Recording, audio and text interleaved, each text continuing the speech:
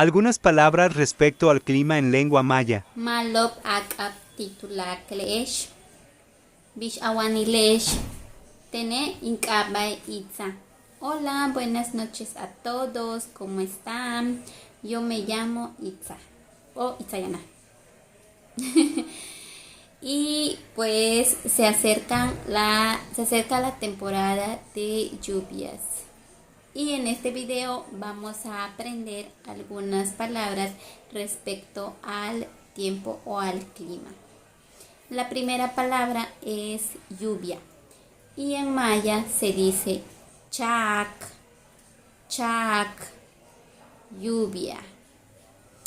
Para decir que está nublado se dice nokoy, nokoy.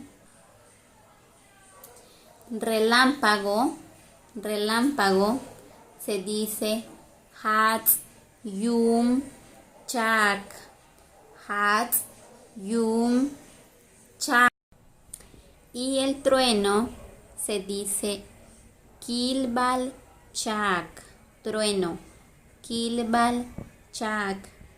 Y pues estas son algunas palabras en maya con respecto al clima. Gracias por ver mis videos, por favor compartan y nos vemos en otro videito. Adiós.